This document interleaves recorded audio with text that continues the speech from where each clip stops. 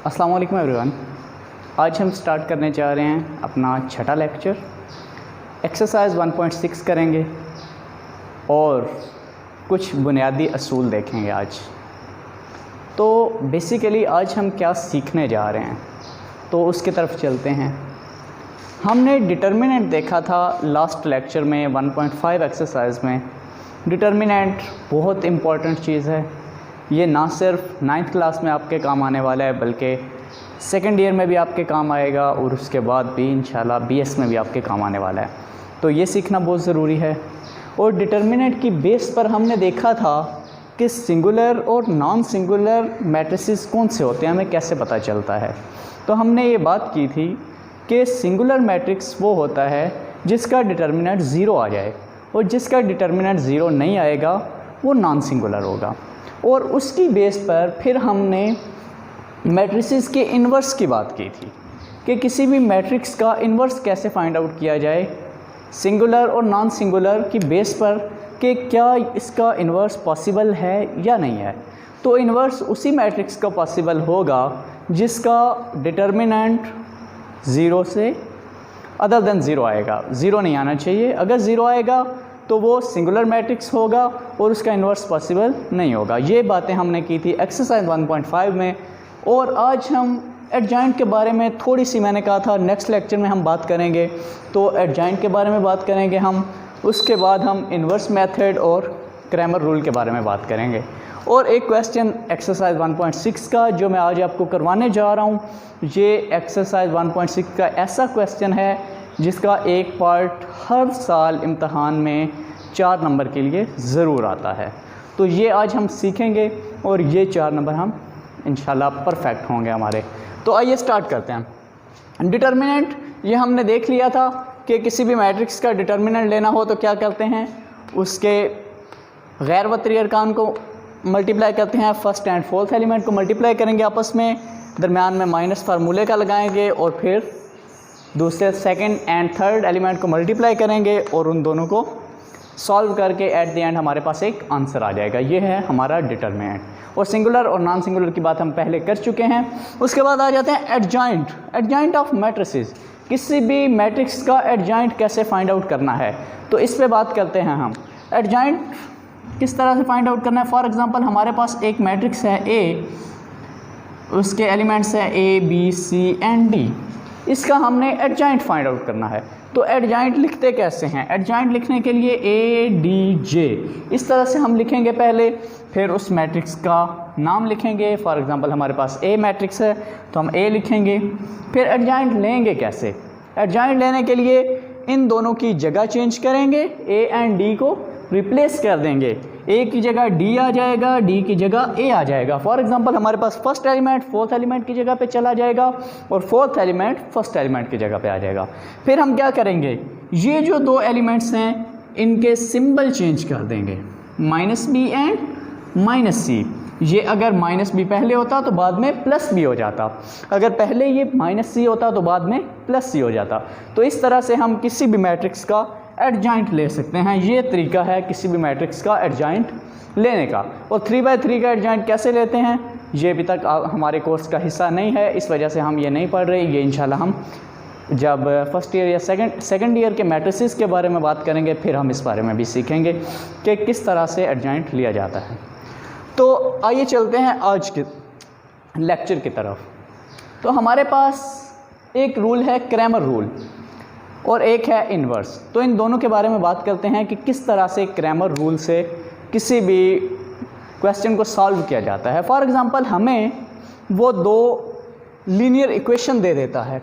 Linear equations कौन सी होती हैं, पहले हमें ये पता होना चाहिए कि लीनियर इक्वेशन कौन सी होती है। लीनियर इक्वेशन वो होती है जिसमें किसी वेरिएबल की पावर 1 से ज़्यादा नहीं होनी चाहिए।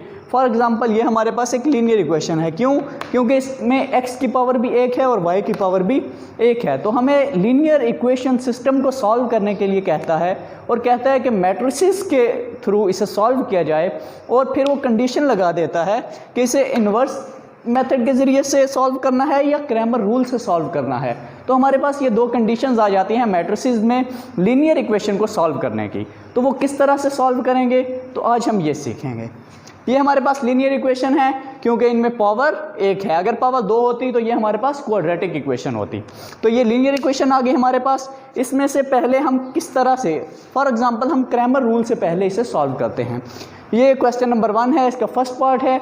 ये क्वेश्चन नंबर 1 के ऑलमोस्ट 6 से 7 पार्ट हैं, ये 8 पार्ट हैं। तो इनमें से एक क्वेश्चन हर दफ़ा बोर्ड में आ जाता है, सारे क्वेश्चन सेम है।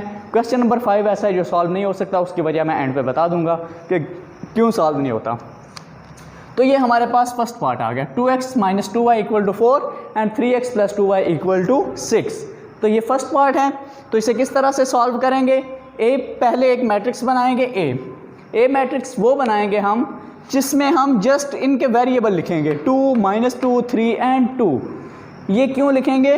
क्योंकि ये जो वेरिएबल हैं इनके साथ जो भी हमारे पास कोफिशिएंट हैं इनके, उन्हें हम लिख देंगे, वेरिएबल्स के कोफिशिएंट को लिख देंगे और इनके साथ जो भी सिंबल होगा वो लिखेंगे जस्ट, और ये हमारे पास ए मैट्रिक्स बन जाएगा। इसके बाद AX मैट्रिक्स किस तरह बनाना है, क्योंकि क्रैमर रूल का पहले फार्मूला देख लेते हैं। क्रैमर रूल का फार्मूला ये है कि x = AX, determinant of AX and determinant of A, then y = AY determinant and A का डिटर्मिनेंट। तो हमें A का डिटर्मिनेंट तो लेना आता है कि किस तरह से A का डिटर्मिनेंट लिया जाता है। AX का भी डिटर्मिनेंट लेना आएगा, लेकिन हमें ये नहीं पता कि AX बेसिकली होता क्या है। तो AX बनाने के लिए हमें क्या चाहिए होगा? ये जो 4 एंड 6 हैं, जब हम AX बनाएंगे तो X के जो वेरिएबल हैं उनकी जगह पे ये वैल्यूज़ पुट कर देंगे। X की जगह पे ये वैल्यू पुट करेंगे, Y की जगह पे ये वैल्यू पुट करेंगे।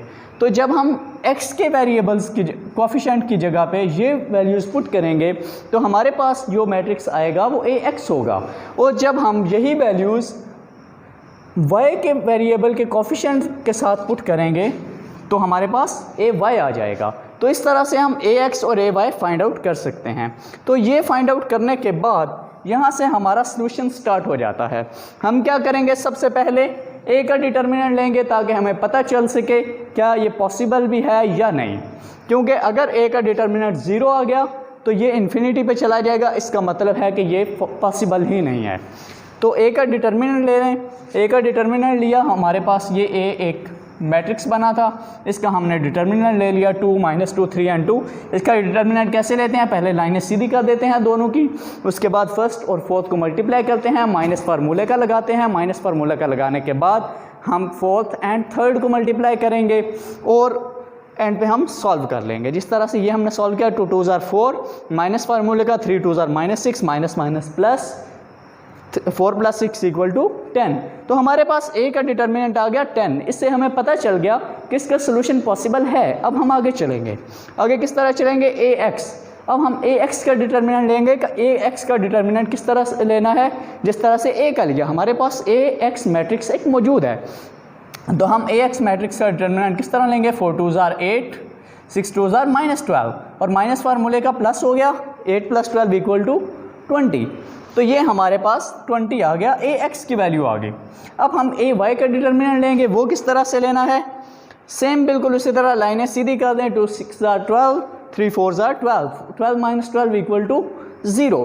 तो ये हमारे पास वैल्यूज़ आ गई AY के डिटर्मिनेंट की और AX के डिटर्मिनेंट की। ये हमारे पास ये वैल्यूज़ आ गई और A के डिटर्मिनेंट की वैल्यू ये आ गई हमारे पास।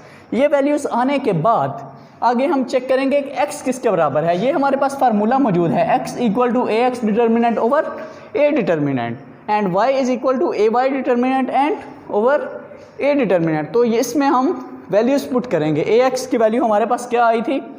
20, तो यहाँ पे 20 पुट कर दिया हमने, जबकि A डिटर्मिनेंट की वैल्यू आई थी 10, तो यहाँ पे हमने 10 पुट कर दिया। तो जब हम इसे सॉल्व करेंगे तो सॉल्व करने के बाद हमारे पास जो वैल्यू आएगी वो है 2। तो हमें यहाँ से पता चल गया कि x की वैल्यू यहाँ पे 2 आ रही है। और इसी तरह से y की वैल्यू हम यहाँ से फाइंड आउट करेंगे। AY का डिटर्मिनेंट पुट करेंगे, उसकी वैल्यू क्या है, उसके बाद A डिटर्मिनेंट उसके नीचे पुट करेंगे और हम इसे सॉल्व कर लेंगे। सॉल्व करने के बाद हमें पता चला कि y = 0, so x = 2 and y = 0। तो ये आ गया हमारे पास सोल्यूशन। तो इस तरह से हम फाइंड आउट कर सकते हैं क्रैमर रूल के ज़रिए से। तो ये 8 के 8 क्वेश्चन अगर हमें क्रैमर रूल के ज़रिए से करने पड़ें तो हमारे लिए कोई इशू नहीं होना चाहिए, क्योंकि हमें इसमें जिस चीज़ की ज़रूरत है वो AX मैट्रिक्स बनाने की ज़रूरत है और AY मैट्रिक्स बनाने की ज़रूरत है। इसके अलावा आप देख सकते हैं बाकी चीज़ें हमें पता हैं, डिटर्मिनेंट है सिंपल, इसमें कोई मुश्किल चीज़ नहीं है, कोई रॉकेट साइंस नहीं है जिसकी हमें समझ ना आ सके। तो इसके बाद हम चलते हैं इन्वर्स मेथड की तरफ कि इन्वर्स मेथड से किस तरह से इसी क्वेश्चन को इन्वर्स मेथड से सॉल्व करते हैं, ताकि हमें इजीली पता चल सके कि इन्वर्स मेथड से इसका जवाब क्या आएगा, क्या जवाब सेम आता है या नहीं। अगर जवाब सेम आएगा तो इसका मतलब हमारा मेथड बिल्कुल ठीक है, हमारा सवाल का जवाब दोनों तरह से सेम आना चाहिए। तो इन्वर्स मेथड की तरफ चलते हैं। इन्वर्स मेथड के लिए हमारे पास पूरा फार्मूला है x = a inverse b, x = a inverse b। तो कैसे पता चलेगा कि x क्या है? a का इन्वर्स तो हमें लेना आता है, b का भी नहीं पता हमें, तो ये आज पता करते हैं। x बेसिकली x मैट्रिक्स जो होता है वो बराबर होता है x एंड y। ये जो हमारे पास दो वेरिएबल मौजूद होते हैं बेसिकली उन पे मुश्तमिल जो हमारे पास मैट्रिक्स बनता है उसे x कहते हैं। और a मैट्रिक्स का हमें पहले पता चल गया कि a किसके बराबर है, 2 -2 3 एंड 2। और उसके अलावा अगर हम b की बात करें तो b किसके बराबर है, 4 एंड 6 के बराबर है। ये जो है इसे b मैट्रिक्स बनाएंगे, इनके जितने कोफिशिएंट हैं उन्हें a मैट्रिक्स में लिखेंगे, जबकि जो वेरिएबल्स हैं हमारे पास उन्हें x मैट्रिक्स में लिखेंगे। तो इन्हें हम सॉल्व किस तरह करेंगे, a का हम इन्वर्स ले लेंगे। a का इन्वर्स किस तरह से लेंगे, a inverse = adjoint of a over determinant of a का डिटर्मिनेंट हमने पहले निकाला था, a का डिटर्मिनेंट किसके बराबर आया था, 10 के बराबर आया था। हम एडजॉइंट निकाल लेंगे a का एडजॉइंट किस तरह से आएगा, इन दोनों की हम जगह चेंज कर देंगे, इन दोनों की हम सिंबल चेंज कर देंगे, 2 एंड 2 जगह चेंज की और ये सिंबल चेंज कर दिए। ये सिंबल चेंज करने के बाद हमारे पास एडजॉइंट आ गया। अब इसको इस पर डिवाइड कर देंगे तो हमारे पास a का इन्वर्स आ जाएगा। a का इन्वर्स आने के बाद इसे b से मल्टीप्लाई कर देंगे, a इन्वर्स b कर देंगे। तो यहीं पे पुट कर देते हैं values x = a inverse b। तो a इन्वर्स हमारे पास क्या आएगा, 2 2 -3 एंड 2 और नीचे 10 आ जाएगा, जो हमारा डिटर्मिनेंट आया था मल्टीप्लाई बाय b 4 एंड 6। तो जब हम इसे सॉल्व करेंगे, इसे सॉल्व करने के बाद हमारे पास सेम वैल्यू आएगी, x की जगह पे उसकी पुट कर दें x एंड y। ये पुट करने के बाद आगे जब हम वैल्यूज़ निकालेंगे तो हमारे पास 1 आ जाएगा, 2 एंड 1 आ जाएगा, 0 सेम जवाब आ गया, x = 2 एंड y = 0। तो इस तरह से हम फाइंड आउट कर सकते हैं कि कैसे इन्वर्स मेथड से हम सॉल्व करेंगे और किस तरह से हम डिटर्मिनेंट या क्रैमर मेथड से हम सॉल्व करेंगे। तो ये था आज के लेक्चर के बारे में। इंशाल्लाह नेक्स्ट लेक्चर में हम रिव्यू एक्सरसाइज करेंगे और रिव्यू एक्सरसाइज के साथ साथ मैं आपको कुछ इंपॉर्टेंट क्वेश्चन बताने जा रहा हूँ और नेक्स्ट लेक्चर में इंशाल्लाह लाजमी देखिएगा। अब तक के लिए ये काफ़ी है। अल्लाह हाफिज़।